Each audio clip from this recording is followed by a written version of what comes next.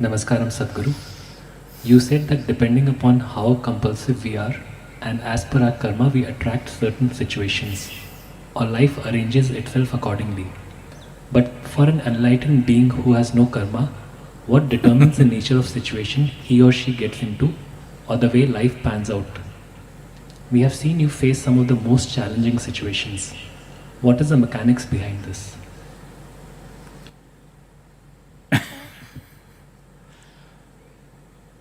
The question should be about you.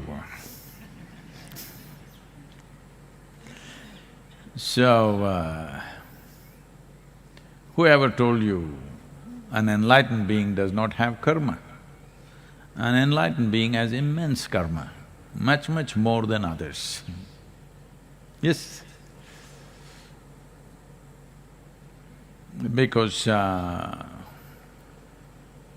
without karma, if you're at a certain level of energy, without a certain weightage of karma, you cannot remain grounded.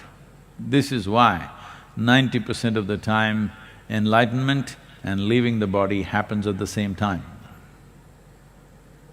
Because if you do not consciously ground yourself with substantial, weighty kind of karma, then you cannot stick to the body.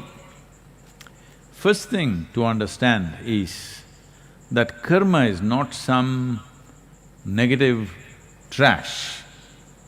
It's only because of karma you are who you are. When we say karma, we are talking about layers and layers of memory which makes you who you are. There is evolutionary memory which makes you a human being. Suppose your body lost its evolutionary memory, well, you may start crawling because you are a human being not by knowledge, by a huge amount of evolutionary memory invested in every cell in your body which makes you be human. You have seen when we do certain programs which are connected to getting into or putting our fingers into deep levels of karma like samyama, certain people start crawling, certain people start doing things. This is simply because we are sinking certain things deep inside, it's touching their evolutionary karma and things are happening. Well, there is an immense amount of karma, starting from the evolutionary or even before, the elemental karma is there, we will not go into it, it's too complex. But you understand the evolutionary karma. Let's say, see right now the frogs are happy in the evening for whatever reasons, they're doing quack, quack, quack. I don't know who found the connection about kissing the frog and turning them into human beings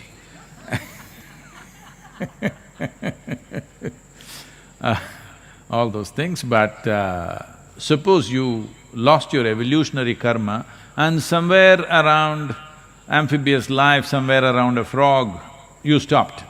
After that, what memory you had is gone. Suddenly, you may be a princess, but you will turn into a frog. Yes? Because it's this memory which is so invested in every cell in your body, which gives you a human form and a sense of being human being. So who you are, essentially, the shape and form of you is just karma, because it's memory. Like this, there are many levels of it, I will not go into all of it. Now, there is a genetic karma. Because of that, you have a particular kind of nose, a particular kind of skin, particular behavioral aspects, certain amount of capabilities and incapabilities. Genetic karma is there. After that, your own stuff is there, articulate, inarticulate, and now conscious karma. Now, karma is not a negative thing if you know how to use it. But if you do not become conscious enough to use it, then it runs like a software. Let us say there is a software on the computer you use or the phone that you use. I think computers are gone. Only a few people seem to be using computers, everybody is only this. So, phone is a computer in a way. So, whatever software that is on it, well, whatever work you're doing, let's say every 11 seconds, I'm choosing that number intentionally, every 11 seconds you will do boom, boom, doom. Every 11 seconds is good, boom, boom, doom. Believe me, after a few months, you yourself will start doing every 11 seconds, boom, boom, doom. Yes, you will. But the software is only in the phone. But if it keeps on doing it every day, see right now the chant is going on around the ashram, some of you, why is it going on all the time? But slowly, unknowingly, yoga, yoga that's how it is. We are programming you towards liberation. Many people and you yourself may be programming yourself to bondage. Because a whole lot of people are always trying to build bonds with something or the other, because they think only by tying themselves to something or somebody, they will feel safe. If you have a bond, with age it becomes bondage. No, I'm just playing with you. But all bonds unconsciously developed and unconsciously it exists with you, become bondages. Well, bonds are like, a sailor will throw an anchor in a place so that there,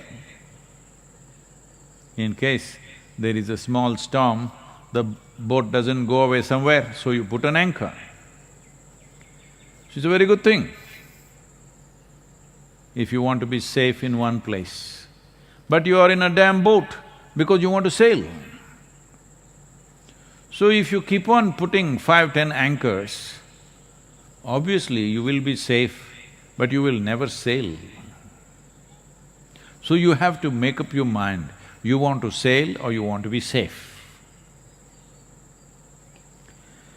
So, you have seen me go through all kinds of situations, all kinds I don't know who's asking this question, how does he know what all I go through? Too many things, all kinds of rubbish. Lots of wonderful things also, lots of absolutely wonderful things, but lots of trash also comes my way. Well, what's his name? That's his real name? Nishant? Shashank. So no, Shashank has been very closely around me to see all the nonsense that comes my way. Anyway, if Shashank is well informed because he has access to somebody around me, or he's just reading it in the news, all the nonsense, unfortunately, in the news, only the nonsense they're reporting. All the wonderful things that happens to me, they don't usually report. That's their karma. So, lots of absolutely wonderful things every day being thrown at me. If nobody throws anything, anyway I sit very wonderful wherever I am. But some trash also comes my way. Well, the trash is coming not simply because when you have nothing to lose and nothing to gain, you can do whatever you want. Either you can go sit in a mountain cave, simply blissed out, or you can get active in the world. You can do many things. You can be somewhat active, somewhat withdrawn, or all out active, depends. What's your choice? My choice has been shaped by the needs in the world, not by my whim. till till I consecrated Dhyanalinga, there was only one intent. Because I'm somebody's slave, I don't want to tell you all those terrible things which have been beautiful to me. A man who doesn't even want to touch me with his foot, he touches me with a stick, I served that man for 3 lifetimes. So, that's a terrible story, but with fantastic results. Because I'm result-oriented, I value the result, I don't resent the touch with the stick. Many of you have these issues, that's why I'm telling you. Sadhguru didn't even look my way. He doesn't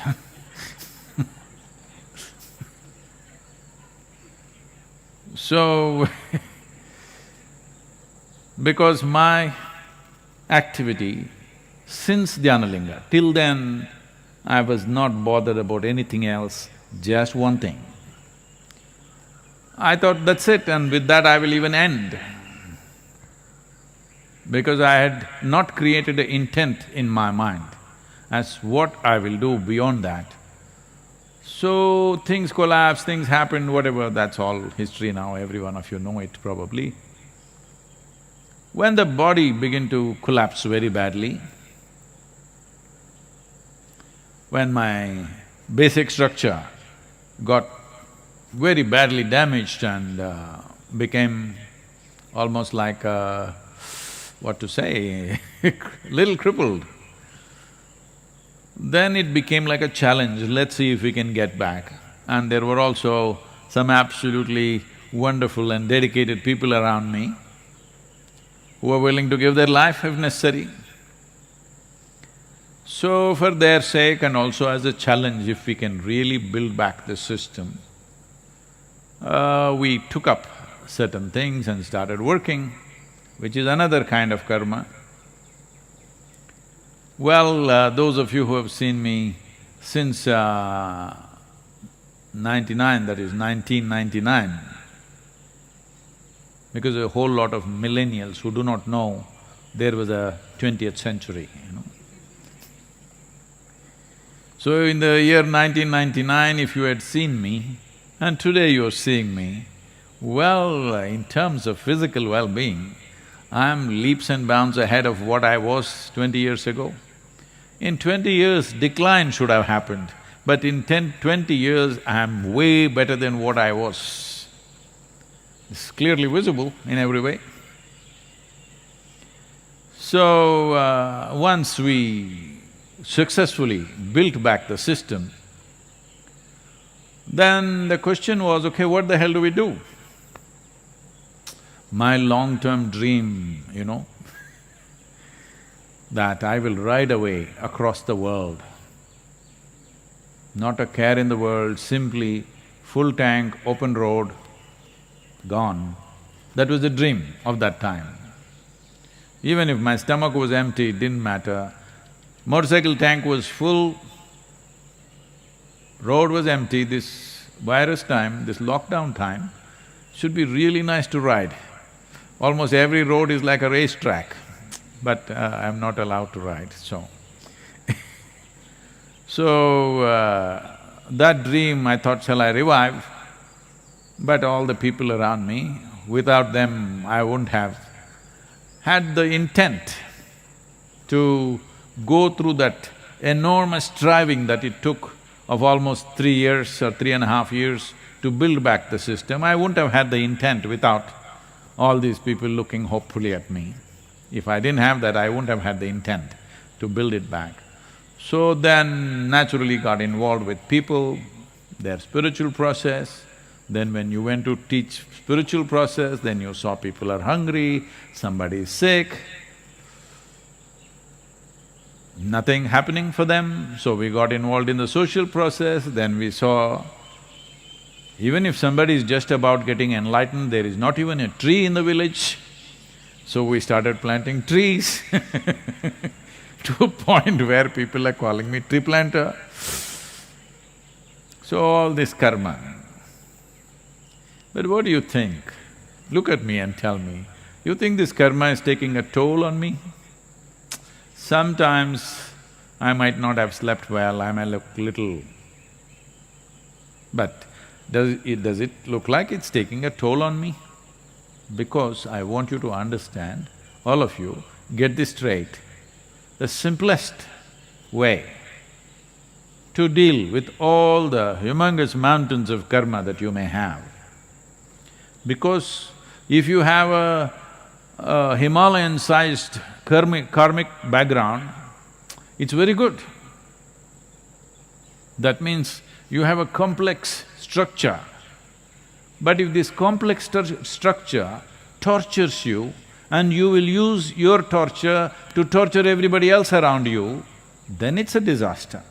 But if you use this complexity, because complexity is needed to come out with very significant solutions. If you have no complexity, usually you're called a simple fellow in England. In India we call them simpleton. People will have compassion for you, but no passion for you. Yes, that's a sad way to live. So now, if you want to deal with your karma, the simplest thing is, you sit here, absolute dispassion for this one, total passion for everything else. This is all. Right now the problem is, people have enormous passion for their life, but they have dispassion for other people's well-being and suffering and whatever is happening. This is why right now the world is saluting the doctors and nurses who are sticking their life out there to work for somebody, because they are showing passion for other lives and dispassion for themselves. This is a sure way of release. So this is all you have to do. You must reverse the equation. Too much passion for yourself, no passion for others, no. Absolute passion for every life around you, total dispassion towards yourself. You don't worry about all this karmic nonsense. You are gone, you are free from this rubbish.